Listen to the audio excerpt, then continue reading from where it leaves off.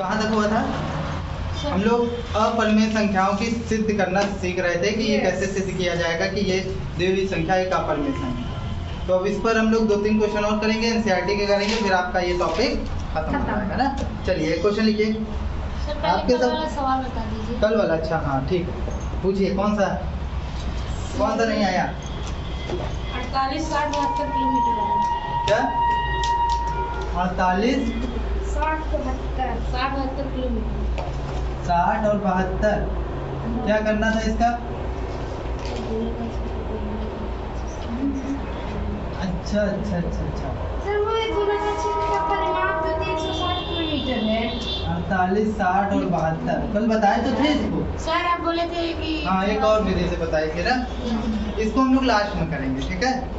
पहले हम लोग मेन का पढ़ लें, फिर इसको लास्ट में करेंगे, ठीक है? आ जाओ। चलो हमने अगर अपरिमेय संख्या वालों में तो कुछ फंसा था तो बताओ। जो सिद्ध करने को दिए थे ना, सिद्ध कीजिए कि ये एक अपरिमेय संख्या है। अगर उसमें से कुछ फंसा वसा हो, जो क्वेश्चन दिए थे, अगर उसमें से कुछ ऐसा क्वेश्चन हो जो नहीं आया हो तो आप पूछ सकते हो। नहीं? तब क्वेश्चन लिखिए, सिद्ध कीजिए कि 2 माइनस रूट 3 अपरिमेय संख्या है। सिद्ध कीजिए कि 2 माइनस रूट 3 एक अपरिमेय संख्या है।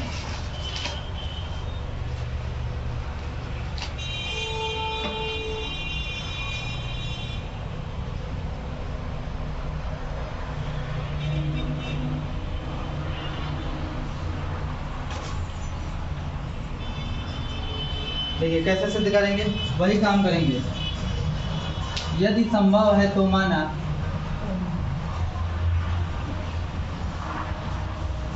यदि संभव है तो माना, क्या माना? 2 माइनस रूट 3 एक परिमेय संख्या है। क्या है? परिमेय संख्या।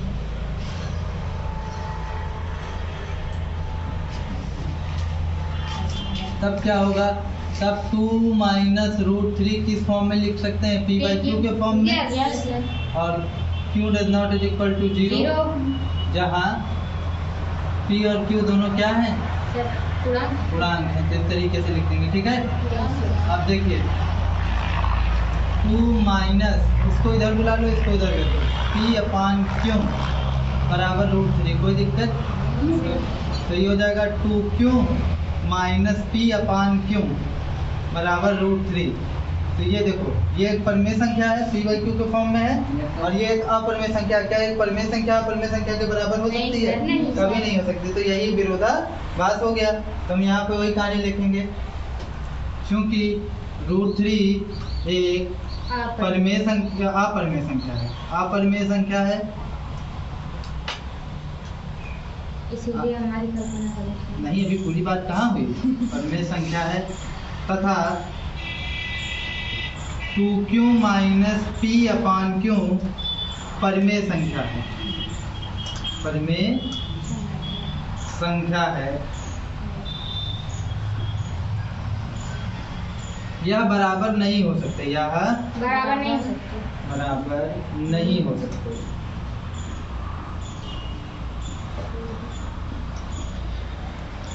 तो लेकिन हमने क्या गलती की? इनको बराबर बता दिया, इसलिए हमारी कल्पना गलत हो गई। हमारी कल्पना गलत है। अतः 2 माइनस रूट 3 एक अपरिमेय संख्या है।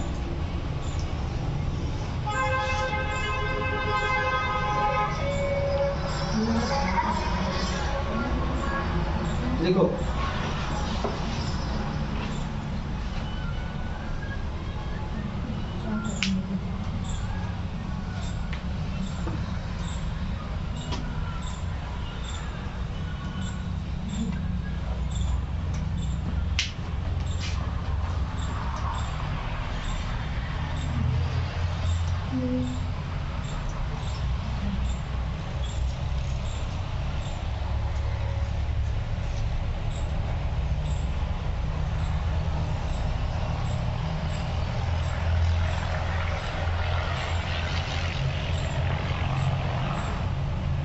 इसके सवाल थोड़े से प्रैक्टिस करके जाना क्योंकि एग्जाम में पूछता है, तो चांसेस है पूछेगा तो है ही, लेकिन अब ये मैं कह दूं कि पूछेगा ही तब तो ये संभव नहीं।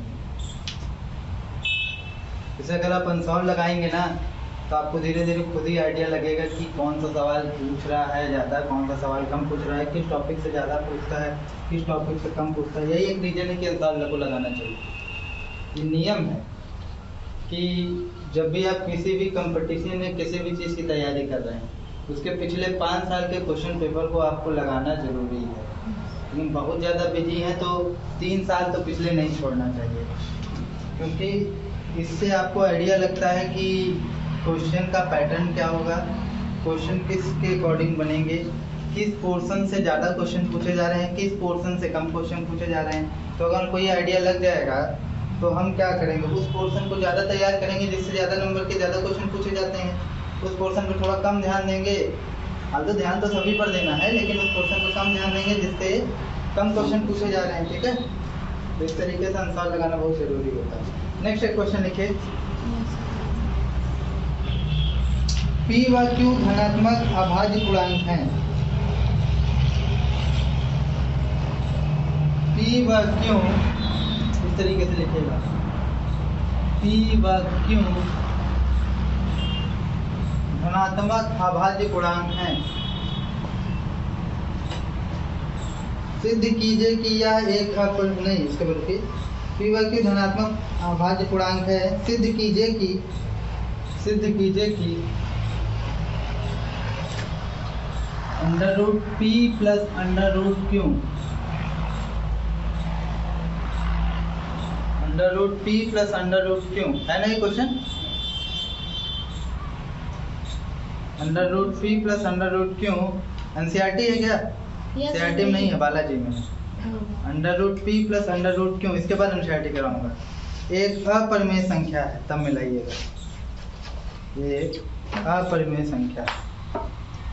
देखो अब एक जनरल केस बोल दिया है, P और Q कोई अभाज्य संख्या है। अब अभाज्य संख्या क्या होती है?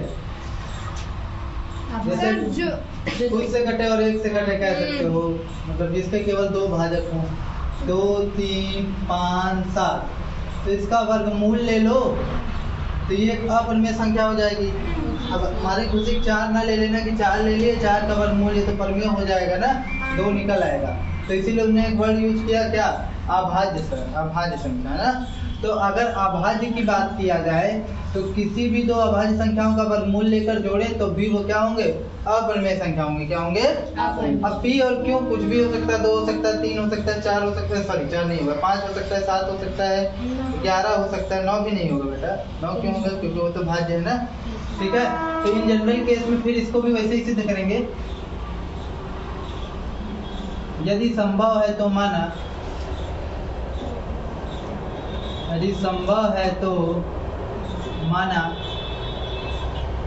Under root P plus under root Q परिमेय संख्या। क्या है?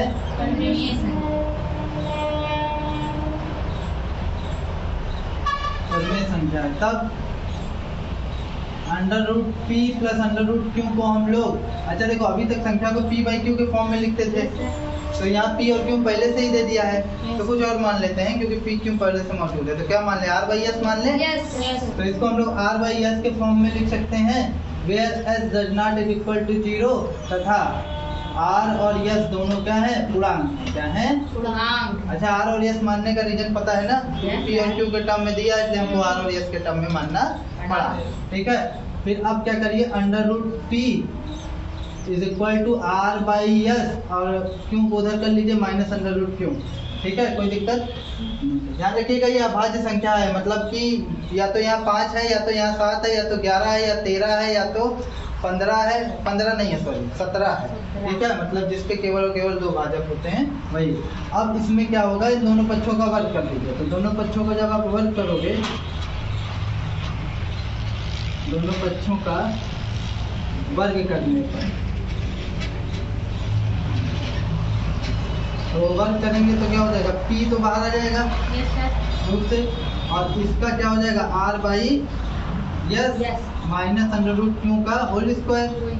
तो ये हो जाएगा P is equal to a square यानी R square upon S square minus Q का अंडर रूट क्यू का स्क्वायर, तो क्यों हो जाएगा। वैसे फार्मूला में क्या होता है, ए स्क्वायर प्लस बी स्क्वायर, यानी कि यहाँ प्लस होगा और यहाँ पर क्या, अगर तुम लोग समझ जाओ तो यहाँ डायरेक्ट क्यों लिख दूँ, क्यों हमको समझाओ, हम नहीं समझे, क्योंकि अंडर रूट क्यू का स्क्वायर करेंगे तो एक क्यू बाहर आ जाएगा ना। फार्मूला के अकॉर्डिंग देखो A square plus B square minus 2ab, अब माइनस 2ab यानी 2 आर बाई एस और अंडर रूट क्यू, कोई दिक्कत नहीं ना। अब देखो P इज इक्वल टू हो जाए P माइनस, इसको इधर बुलाओ, r square s square minus q is equal to minus, एक मिनट गड़बड़ हुआ क्या, नहीं सही है, इसको और इसको मैंने यहाँ बुला लिया, इधर बचा गया माइनस 2r बाई एस और अंडर रूट क्यू, कोई दिक्कत। अब थोड़ा सा इसका एलसीएम लो, एलसीएम लोगे तो एस स्क्वायर, तो ये हो जाएगा पी एस स्क्वायर और फिर एस स्क्वायर से एस स्क्वायर कैंसिल हो जाएगा तो आर स्क्वायर, और ये हो जाएगा Q minus Q S square बराबर minus of 2r by S और अंडर रूट क्यू। यहाँ तो कोई दिक्कत, वास्तव में इसी की तरीके से कर रहे हैं, बस वहाँ को दिखाना कि ये परमेय है वो अपर में है, दोनों बराबर नहीं हो सकते, हमने बराबर दिखा दिया, फिर गड़बड़ हो जाएगी नहीं से कहानी। तो अब इस s को ऊपर बुला लो, तो जब तुम s को ऊपर बुला लोगे ना तो ये हो जाएगा s और क्या हो जाएगा p s square minus r square, फिर क्या हो जाएगा माइनस क्यू एस स्क्वायर और बटे में एस स्क्वायर। हमने एस को ऊपर बुलाया तो जाहिर सी बात है 2r नीचे आएगा तेरी से, तो यहाँ पर हो जाएगा माइनस 2r, ठीक है। तो देखो एक एस से एक एस कट जाएगा, इस माइनस को ऊपर भेज के अंदर इस माइनस का गुणा करा दो, तो फाइनली ये बनेगा, हम बताएं, माइनस वाला प्लस हो जाएगा और प्लस वाला माइनस हो जाएगा, तो q S square plus r square minus p s square. देखो जो भी माइनस थे वो प्लस में कन्वर्ट हो गए और जो प्लस में थे वो माइनस में कन्वर्ट हो गए, तो कुछ इस तरीके से हो जाएगा और नीचे बचेगा 2rs और इज इक्वल टू में अंडर रूट पी था और यहाँ पर अंडर रूट पी था। अच्छा देखो ये एक अभाज्य संख्या का वर्गमूल है ना, अभाज्य संख्या का वर्गमूल हमेशा अपर में होता है। कोई भी अभाज्य संख्या ले लो तुम, 3, 5, 7, 11, 13, उसके वर्गमूल चढ़ाओ और उसका मान निकालो किससे, भाग विधि से, तो ना तो अंत होगा ना ही किसी निश्चित खंड में पुनरावृत्ति होगी। तो ये अभाज्य संख्या का जनरल टर्म में बोला जाए, और ये एक ये आपका अपरिमेय संख्या है और ये परिमेय संख्या, ये क्या है परिमेय संख्या। तो एक अपरिमेय संख्या को हमने परिमेय संख्या के बराबर बता दिया जो कि असंभव है, क्या है असंभव। उसके बाद यही फिर से पूरी कहानी कि अंडर रूट पी एक अपरिमेय संख्या है तथा ये एक परिमेय संख्या है, यह बराबर नहीं हो सकते, हमारी कल्पना गलत है। लास्ट में लिख देंगे कि कौन सा टर्म लेकर चले थे, ये एक अपरिमेय संख्या है, ठीक है। लिखो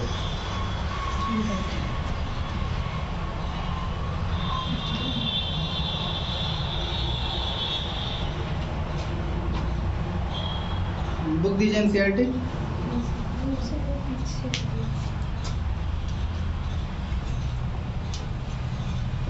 छोटा तो इसमें कुछ नहीं, बालाजी से मेरे ख्याल से तो खत्म हो गया है। अब अगर आपको कल वाले क्वेश्चन में कोई क्वेश्चन पूछना हो, वो वाले को छोड़ के वो जो अपरिमेय संख्या दिए थे उनमें से अगर कोई पूछना हो तो पूछ लीजिए। लगाए थे घर पे, तो अगर नहीं आया हो तो पूछ लो, सिर्फ यस सर मत बोला करके, लगाया तो करिए।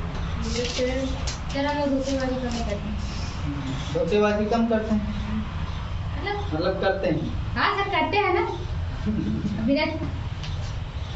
एक कागज देना बेटा, कपड़ा नहीं है ना सर था सही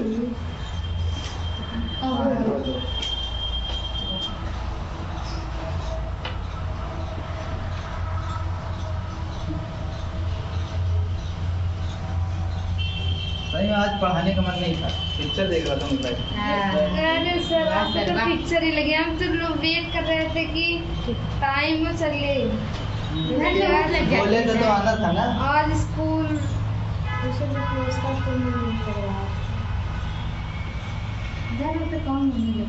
व्रत में सवेरे से आलू साबुदाना खा रहे हैं, सेब खा चुके हैं, केला सर खा आपका चुके हैं। मतलब ही क्या हुआ? वही तो आपको भी Last नहीं वाले। जा रहा, मतलब ही क्या हुआ इसका। पेट पूरे हमारी मम्मी सब ले आ के देती गई, वो पिक्चर देखते देखते पूरा चट कर गया। ये हो गया। ये है आप Yes, sir. भगवान भी बोल रहे हैं ये है मेरा सच्चा भक्त। ऊपर से मेरी सिस्टर अलग कॉन्सेप्ट बताती है, पता है क्या बताती है कि जरूरी है खाना चाहिए व्रत में। बोले इसका कोई मतलब नहीं होता कि अगर आप व्रत हो और खाते जाओ तो क्या मतलब है। तो कहती नहीं, खाना चाहिए। खाने से क्या होता है, जो हम खाते हैं वही भगवान भी खाते हैं। बोले वाह वाह वाह, एक से एक कॉन्सेप्ट निकाले रहते हैं इंडिया में कि अगर अपना पेट भरना हो तो कुछ भी भगवान से रिलेटेड जोड़ दो। हो गया। वैसे भी भगवान मन देखते हैं।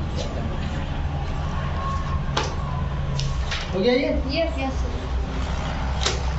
अब एनसीईआरटी के मैं क्वेश्चन करा दे रहा हूँ और आज एनसीईआरटी के क्वेश्चन हो जाएंगे, तो फिर ये टॉपिक आपका समाप्त हो जाएगा। इसके बाद एक टॉपिक और पढ़ लेंगे ना, आपका पहला यूनिट खत्म। पहला यूनिट खत्म। टोटल 7 यूनिट है ना, यस सर। लिखवाए ना शुरू में। Yes, sir. 7 यूनिट में सोचिए आप लोग का पहला यूनिट खत्म। आप लोगों ने थोड़ा सा प्रयास साथ में किया, एक यूनिट खत्म। अब आप उनसे कितना आगे होंगे जो अभी पहला यूनिट शुरू भी नहीं किए होंगे ना। हम तो स्कूल में मैं फिर से पढ़ाऊंगा इन चीज़ों को, तो आप लोग रिवीजन हो जाएगा, आगे Yes, रहेंगे sir. आप लोग। ठीक है। देखिए क्वेश्चन है, सिद्ध कीजिए कि √3 एक अपरिमेय संख्या है। इसको क्या लिखवाएं, इसको तो कल ही बता दिए थे ना। सर कर भी लेंगे। और फिर एक है, सिद्ध कीजिए कि 3 + 2√5 एक अपरिमेय संख्या है।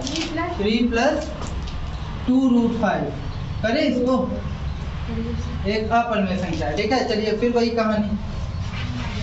यदि संभव है तो माना, तो इंग्लिश में बता, if possible then we let. Yes, sir. यदि संभव है तो माना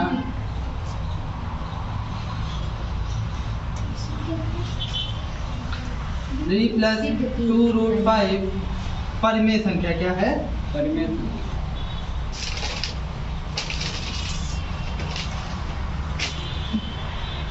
तब क्या होगा, 3 + 2√5 = p/q के फॉर्म में लिखा जा सकता है। क्यों बेटा, लिखा है अगर ये p/q के फॉर्म में लिखा, जहाँ q does not equal to 0 तथा p और q दोनों क्या है, पूर्णांक।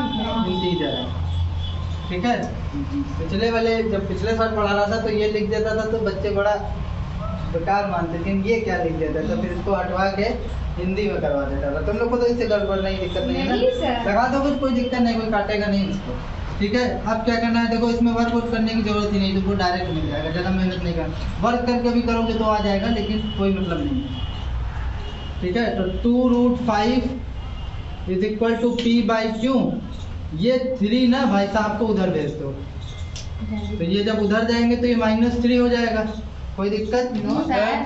तो ये हो जाएगा √5 = एलसीएम का नाम सुना है, यहाँ हाँ P सर, आएगा, सुने हैं। तो क्यों आ जाएगा, यहाँ पर P आ जाएगा, यहाँ पर -3 क्यों आ जाएगा, कोई दिक्कत नहीं ना। अब ये 2 नीचे आ जाएगा तो ये हो जाएगा √5 = p-3q /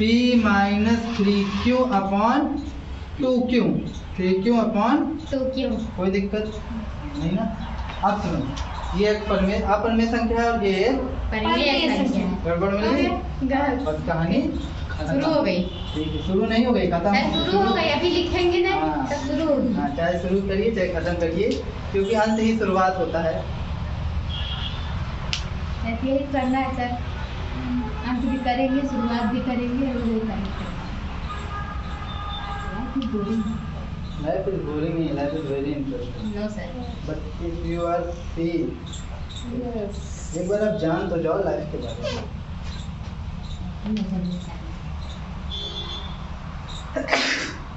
sorry, thank you guys. Thank you नहीं जाने वाला है। आप जरा इसको मैं कह रहा हूँ सॉरी तो कह रहा थैंक यू।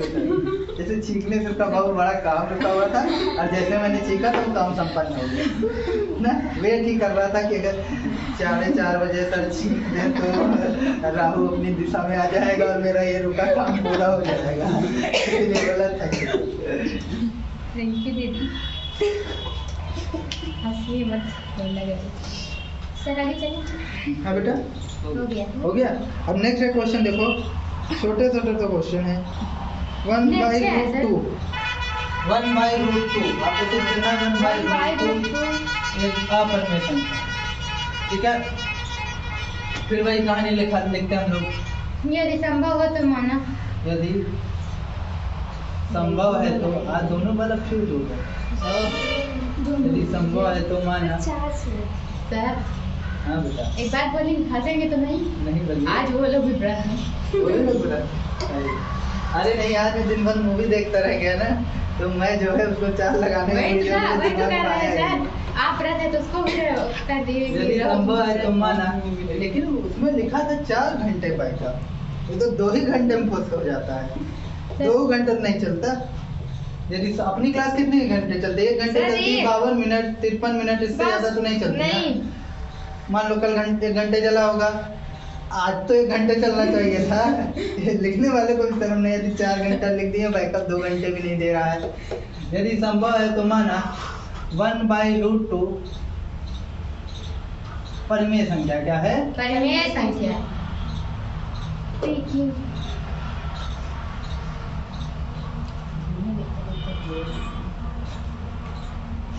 ठीक है, तब क्या हो जाएगा?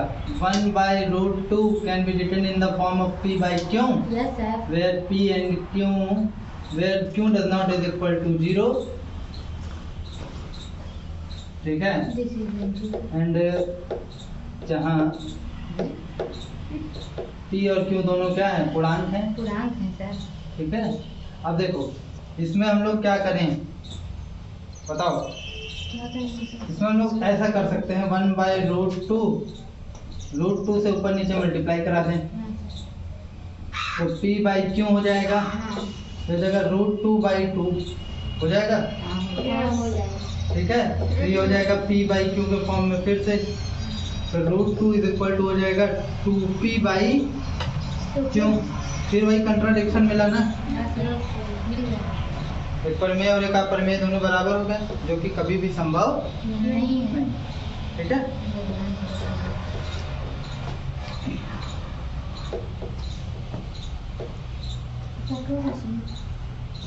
चलो बेटा,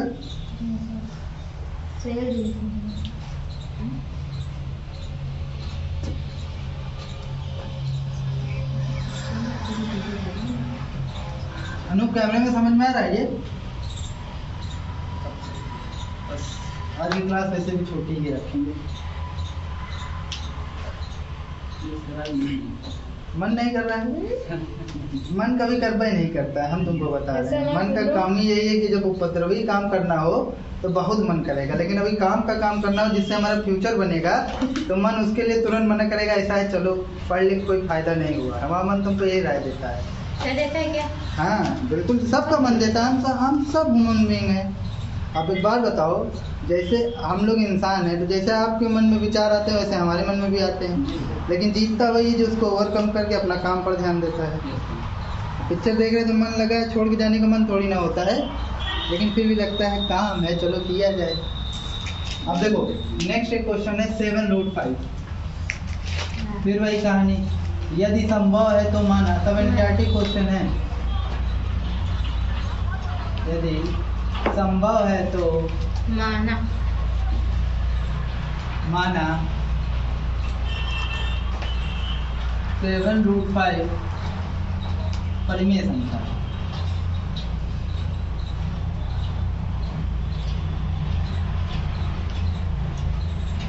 अच्छा, अगर ये परिमेय संख्या है तो बेटा एक बात बताओ, 7√5 can be written in the form of p by q, Yes sir. and q does not is equal to 0, where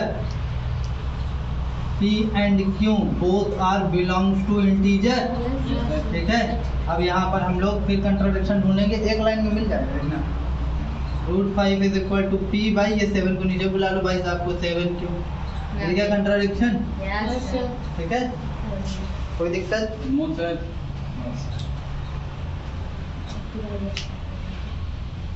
एक लास्ट क्वेश्चन है, उसको देख लो। 6 + √2, 6 + √2, ठीक है। फिर वही कहानी, यदि संभव है तो माना। संभव, ये चीजें बार बार इसलिए करवा रहा हूँ, बार बार आपसे इसलिए लिखवा रहा हूँ, चीजें रट जाए। Yes sir. अच्छा तुम लोग कोशिश करना, जैसे अभी से स्टार्ट किए हो ना, तो पूरी मैथ की बुक या कोई भी आपका पूरा जितना भी सिलेबस है यस उसको पूरी हर बुक को कम से कम 3 से 4 बार खत्म कर लो। बड़ी बात होगी अगर हर बुक को आप 3 से 4 बार खत्म कर लेते हैं। यदि संभव है तो माना। अब जरा सोचो उनसे कितने आगे होगे जो एक बार भी नहीं खत्म कर पाएंगे, तो लेवल में डिफरेंस तो होगा ही ना। फिर वो सोचेगा कि हम भी उसी क्लास में, तुम भी उसी क्लास में, तो अंतर क्या है? अंतर ये है कि आपकी मेहनत ज़्यादा है और उनकी मेहनत कम है। ठीक है, बस। यदि संभव है तो माना।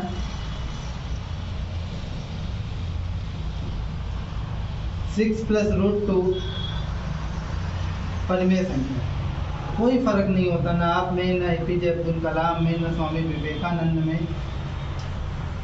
बस वो कॉन्शियस लेवल पे हैं, वो अपने आप को जानते हैं, उनको ये भी पता है कि मेहनत कहाँ कितनी करनी है।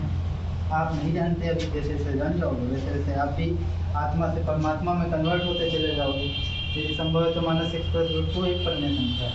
तो 6 + √2 can be written in the form of p/q, and q does not is equal to 0 where यानी कि जहाँ है 2 इक्वल टू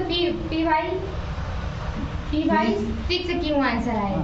देखते हैं p, q both are belongs to integer।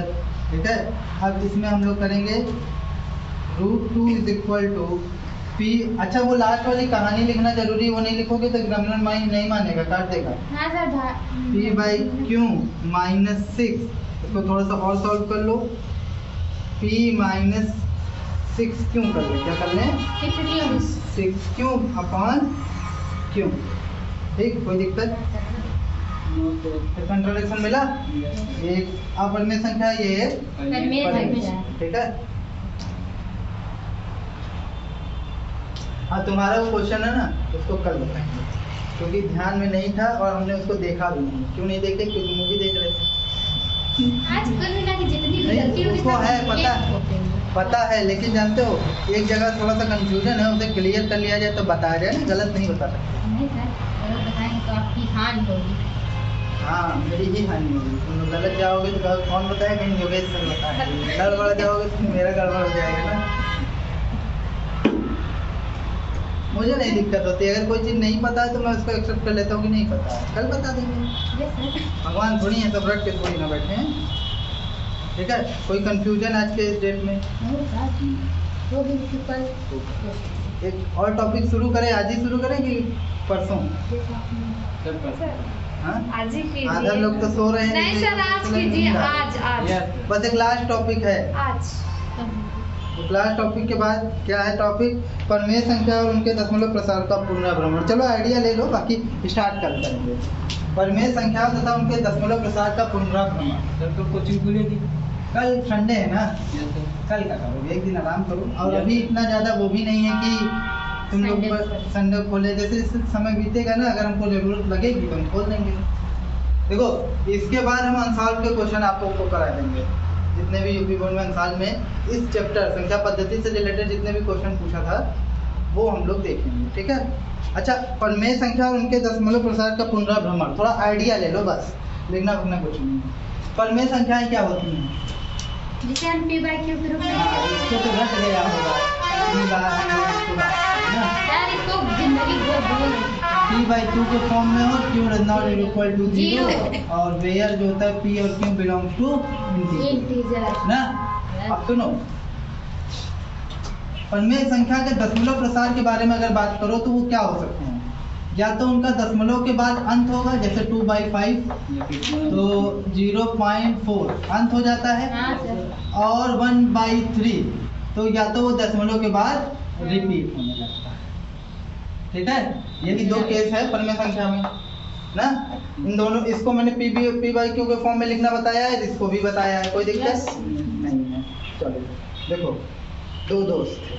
हाँ, कितने दोस्त थे? दो दोस्त थे।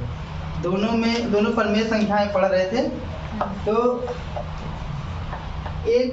दोनों ने ऑब्जर्व किया और देखा और पाया कि जब हम इसको सॉल्व करते हैं तो कभी अंत हो जाता है और कभी प्रमेय संख्या रिपीट करने लगती है भाग देने पर। तो दोस्त का कि ये कैसे पता चले कि ये संख्या में इस संख्या, मान लो ये नहीं पता हमको, ये संख्या का दशमलव के बाद अंत होगा, ये दशमलव के बाद संख्या का अंत नहीं होगा, बार बार रिपीट करें प्रमेय के लिए। दोनों ने एक दूसरे से पूछा, ठीक है। तो उसमें से एक ने जवाब दिया तुम्हारा ट्रेडिशनल मेथड जो होता है कि भैया भाग देकर चेक करना हो और कोई रास्ता नहीं है, भाग देकर चेक करो कि भाग दोगे और भाग देकर तुम पाओगे कि 0 कम है तो 0 बढ़ा के दशमलव 5 20, इस तरीके से तो हमको पता लग जाएगा कि इसका दशमलव के बाद अंत होगा। क्या होगा? दशमलव के बाद अंत होगा। और अगर इसको पता करना है तो 3 का 1 से भाग दो, 0 बढ़ाओ 3 त्रिका 9 और फिर 1, फिर यहाँ 0 बढ़ा लो 3 त्रिका 9, फिर यहाँ 0 बढ़ा लो 3 त्रिका 9। इसका मतलब ये रिपीट होगा, ठीक है। तो उसने कहा क्या, दूसरे दोस्त ने कहा अच्छा चलो भाग देने वाला तरीका तो ठीक है, लेकिन क्या कोई एक ऐसा तरीका कि हम बिना भाग दिए ये बता सकें कि दशमलव प्रसार का अंत होगा कि रिपीट करेगी प्रमेय संख्या में, हमको भाग ना देना पड़े। आपको बुक में भी क्वेश्चन पूछेगा कि बिना लंबी भाग किए बिना बताइए निम्नलिखित का दशमलव प्रसार शांत है या अशांत, ठीक है। तो वही उन्होंने बहस छिड़ी कि पता लगा सकते, तो उसमें जो दूसरा, उसने पहले वाले ने तो मना कर दिया कि नहीं कर सकते, लेकिन दूसरे ने कहा बिल्कुल कर सकते हैं। देखो जब भी कोई दशमलव प्रसार शांत होता है वो 2 to the power n मतलब 2 की घात कुछ के रूप में रहता है और 5 की घात, 2 या 5 के ही घात के रूप में रहता है नीचे। देखो अगर 5 मिल गया अकेले तो भी अंत हो जाएगा, 2 मिल गया तो भी अंत हो जाएगा, 2 और 5 के अलावा अगर कुछ मिलता है तो अंत नहीं होगा। जैसे यहाँ देखो 5 मिला था तो इसका अंत हो गया, यहाँ नहीं मिला ना तो अंत नहीं होगा। अब तुम लोग बताओ 1/4 का अंत होगा कि नहीं होगा? क्योंकि अगर तुम लोग इनडायरेक्टली देखो तो ये 2 की पावर बन जाएगी, अंत होगा ना। तो देखो तुम लोग भाग नहीं दिए, बता ले गए, यही बारे में पढ़ना है आप लोग को, क्वेश्चन जैसे पता। अच्छा जैसे मैं पूछूं 2 into 5 अंत होगा? 2 और 5 दोनों। अच्छा इसका अंत होगा? सर नहीं होगा, केवल 2 और 5 मौजूद होना चाहिए, 3 उसके अलावा और कुछ मौजूद नहीं होना चाहिए। या तो अकेले 2 मौजूद होगा, कल इस पर और डिटेल चर्चा करेंगे, या तो अकेले 5 भी मौजूद हो सकता है। लेकिन आप ये सोचो 2 और 5 के अलावा भी कोई मौजूद हो तब आप उसको शांत कह दो, तब नहीं। लेकिन एक स्पेशल केस में अगर हम बात करें, जैसे ऐसे लेंगे 3 मान लेते हैं ये ऐसे 7/2 into 5 into 7। अब बताओ अंत होगा? नहीं होगा ना, क्योंकि 5 के अलावा 2 और 5 के अलावा भी है ना। लेकिन देखो 7 से 7 आप काट भी तो सकते हो। अब बताओ क्या बचा? 1/2 into 5। अब अंत होगा? तो हमेशा देख के नहीं, थोड़ा सा सॉल्व भी करना पड़ जाता है कभी कभी। तो इसी के बारे में लोगों को पढ़ना है कि बिना भाग दिए हम ये बता सकें कि उसके दशमलव प्रसार का अंत होगा कि अंत नहीं होगा, और ये हम लोग पढ़ेंगे कल की डेट में, ठीक।